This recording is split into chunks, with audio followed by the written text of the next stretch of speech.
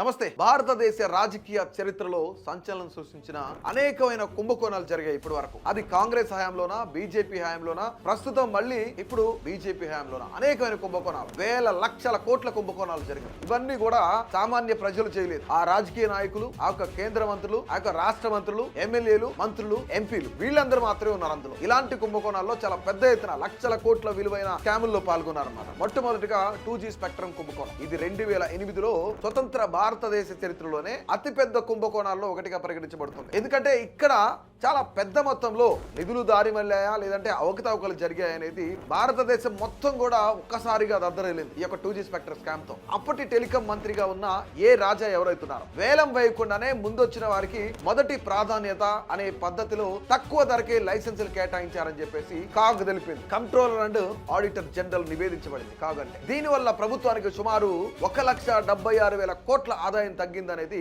ఇక్కడ అంచనా. ఇకపోతే రెండవది కోల్గేట్ బొగ్గు గనుల కుంభకోణం. ఇది 2012లో జరిగింది. యూపీఏ అప్పటి యూపీఏ ప్రభుత్వం హయాంలో జరిగిన మరో భారీ కుంభకోణం అని కూడా చెప్పుకోవచ్చు దీన్ని. అసలు విషయం ఏంటంటే దేశంలోని బొగ్గు క్షేత్రాలను ప్రైవేటు కంపెనీలకు కేటాయించడంలో పారదర్శకత పాటించలేదనేది ప్రధానమైన ఆరోపణ. దీనివల్ల దాదాపుగా 1,86,000 కోట్ల రూపాయల నష్టం కలిగిందని చెప్పేసి కాగ్ కూడా తన రిపోర్ట్ లో పేర్కొంది. ఇకపోతే మూడోది బోఫోర్స్ కుంభకోణం 1987లో జరిగింది. ఇది రాజీవ్ గాంధీ ప్రధానిగా ఉన్న సమయంలో వెలుగులోకి వచ్చిన ఈ స్కామ్ దేశ రాజకీయాలను తీవ్రంగా ప్రభావితం చేసింది. స్వీడన్ కు చెందిన బోఫోర్స్ కంపెనీ నుండి ఫిరంగులను కొనుగోలు చేసే ఒప్పందంలో ముడుపులు అందాయి అనేది ప్రధానమైన ఆరోపణ. ఇక్కడ సుమారు 1,437 కోట్ల రూపాయల విలువైన డీల్లో ప్రధాన నేతలకు, మధ్యవర్తులకు దాదాపుగా 64 కోట్ల రూపాయలు కమిషన్లు చెల్లించారని తెలుసు. అయితే ముఖ్యంగా అప్పుడు 64 కోట్లు అంటే ఇందులో పర్సంటేజ్ అనుకోవచ్చు, లేదంటే ఈ టైంకి అయితే 100,000 కోట్లు కూడా అనుకోవచ్చు.